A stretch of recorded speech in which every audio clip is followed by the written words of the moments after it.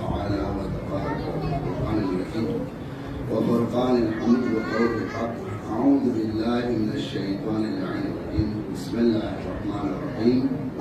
ثم لتسألن يومئذ عن النعيم. صلوات اللهم صل على محمد وآل آج اس عظیم عید ہے، جس کو عید اہل بیت علیہ السلام میں کہتے ہیں، اس عظیم عید کی مناسبت پر آپ تمام علماء کرام کو عظیم تشریف فرمائیں۔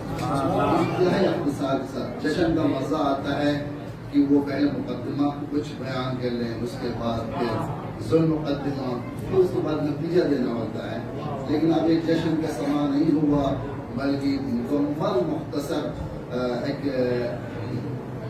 قرآن مجید میں ہمارے مخالفین نے ایر پھیر اتنا کر چکا ہے کہ اب وہاں پر ہر وہ انسان سمپل ہے، اگر وہ قرآن پڑھے تو شاید وہاں پر اہل بیت علیہ السلام کے فضائل کی آیتیں اتنی ایر پھیر کر چکے ہیں کہ وہاں پر سمجھنا مشکل ہو چکا ہے۔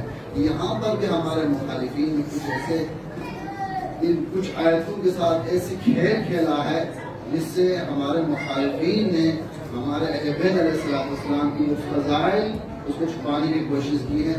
اب مکمل توجہ چاہتا ہوں آپ لوگ۔ دنیا کے قانون ہے کہ چاہے وہ چیز ادنا ہو یا وہ اعلیٰ ہو، اس کی پہچان، اس کی حقیقت تک پہنچنے کے لیے کچھ معیار اور نظام ہوتا ہے، کچھ معیار اور نظام ہوتا ہے ہر چیز کی پہچان کے لیے، چاہے وہ چیز اعلیٰ ہے یا وہ ادنا ہے، اس تک پہنچنے کے لیے، اس کی حقیقت تک پہنچنے کے لیے کچھ معیار اور نظام ہوتا ہے۔ اس بات کو سمجھانے کے لیے میں کچھ مثال دیتا ہوں۔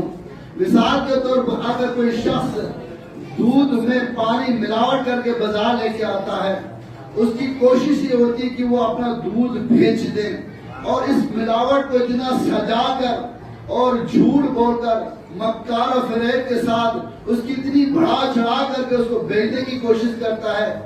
اگر اس مقام پہ اگر بابصیرت انسان اگر ہو تو بابصیرت انسان اس کی حقیقت تک پہنچا کر، اس کی حقیقت تک پہنچ کر اس کی حقیقت کو لوگوں کے سامنے آشکار کرتا ہے۔ بابصیرت انسان کیا کرتا ہے؟ تین کام کرتا ہے۔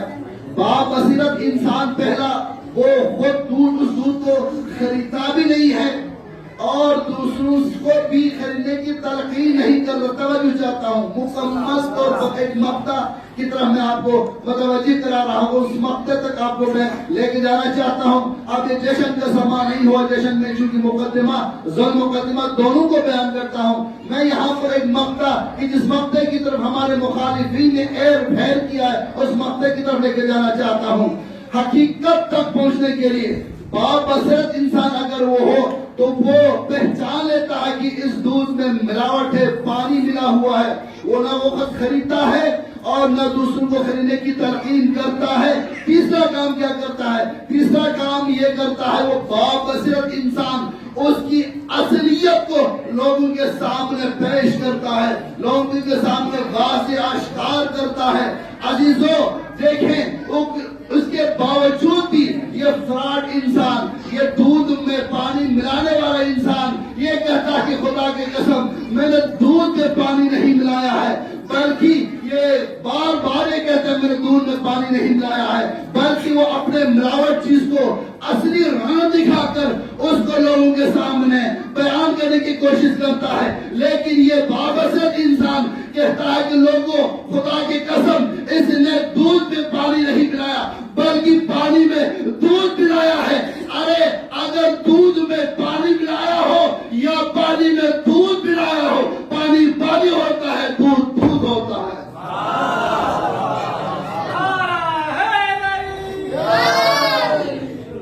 ہر چیز کی پہچان اور اس تک پہنچنے کے لیے اس کی اصلیت کو ظاہر کرنے کے لیے ہمارے پاس معیار اور نظام ہوتا ہے۔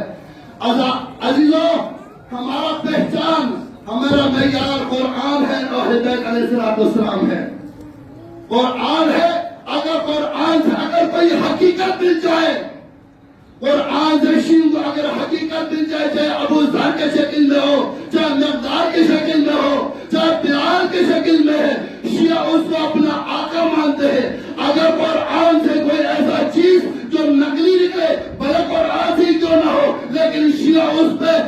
ثابت بیچتا ہے.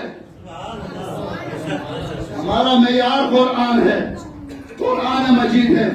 قرآن مجید میں اللہ نے ایک جگہ پر ارشاد فرمایا ثم لتسألن یومئذ عن النعیم, کل قیامت کے دن سوال کیا جائے گا نعمت کے بارے میں. اب یہاں پر نام نہاد مفسرین ہمارے مخالفین نے اس نعمت کے بارے میں ایر پھیر کرنے کی کوشش کی. آج میں اس غدیر کے اس موقع پر اس عظیم اس اجتماع میں اس ایر پھیر کا اصلیت آپ کے سامنے پیش کرنا چاہتا ہوں. ہمارے مخالفین مفسرین نے یہاں پر نعمت سے مراد کسی نے روٹی کے بارے میں کہا, مفسرین نے کہا کہ کل قیامت میں اللہ تعالیٰ روٹی کے بارے میں سوال کیا جائے گا. یہ تفاسیر میں موجود ہے.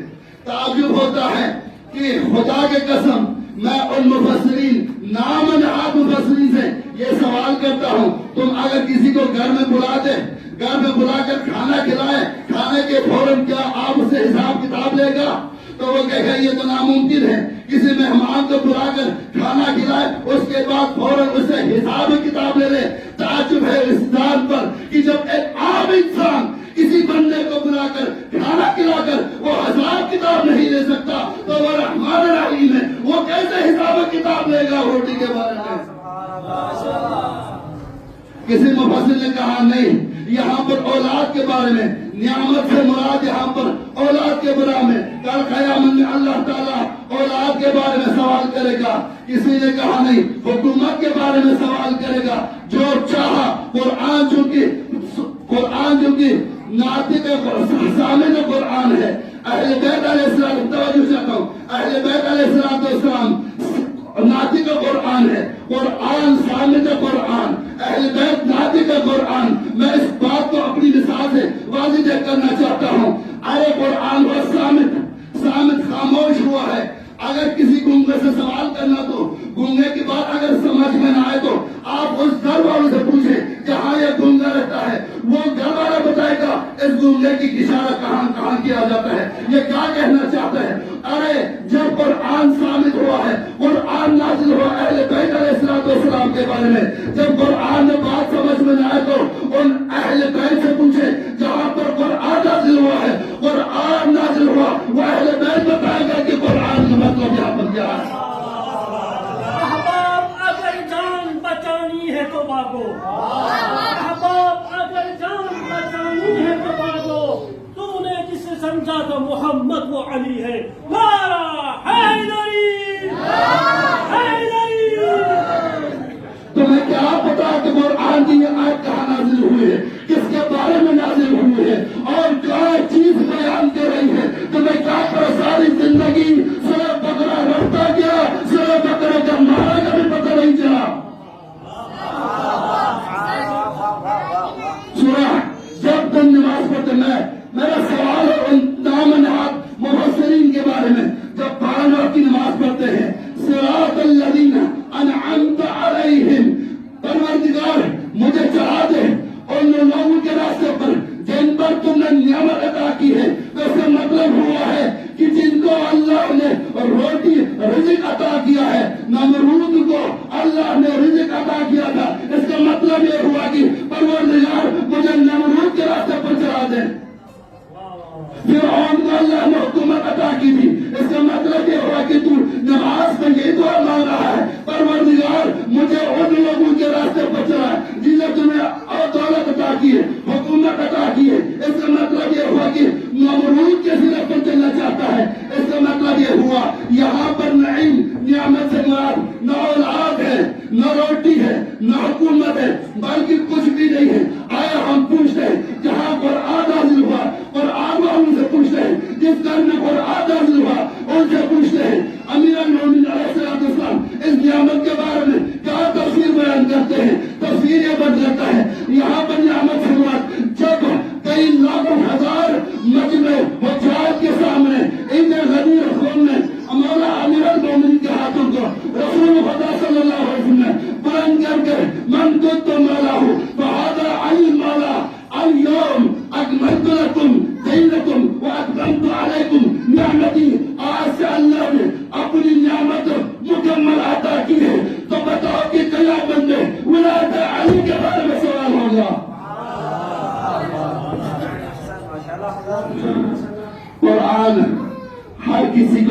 آنے والی بات نہیں ہے.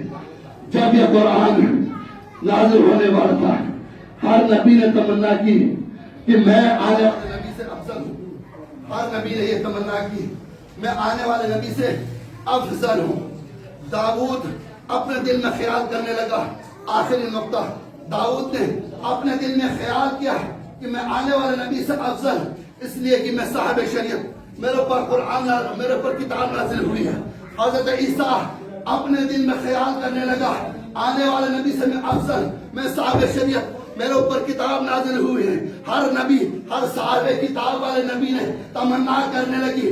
تو یاد رکھنا باقی 4 انبیاء جن پر کتابیں نازل ہوئی اور رسول اکرم صلی اللہ علیہ وسلم جن پر قرآن نازل ہوا, دونوں میں فرق ہے. اس لیے کہ باقی 3 انبیاء پہ جب کتابیں نازل ہوئی اس وقت ہر نبی اپنی کتاب لینے کے لیے گھر سے باہر چلے گئے. اس کتاب کو لینے کے لیے قرآن جب نازل ہو رہا تھا اس وقت اللہ کی آواز آئی, میرے پیارے حبیب آپ کو قرآن لینے کے لیے گھر سے باہر جانے کی ضرورت نہیں ہے. آپ جہاں ہوں گے قرآن ساتھ ہوگا. آپ مکے میں ہوں گے تو قرآن مکے ہوگا. آپ مکے کے گلیوں میں ہوں گے تو قرآن مکے کے گلیوں میں ہوں گے. آپ غار میں ہوں گے تو قرآن غار میں ہوگا. آپ ہجرت میں ہوں گے تو قرآن ہجرت میں ہوگا. آپ مدینے میں ہوں گے تو قرآن مدینے میں ہوگا. آپ مدینے کے گلیوں میں ہوں گے تو قرآن مدینے کے گلیوں میں ہوگا. آپ ذوالعشیرے میں ہوں گے تو قرآن ذوالعشیرے میں ہوگا. آپ غدیر میں ہوں گے تو قرآن غدیر میں ہوگا.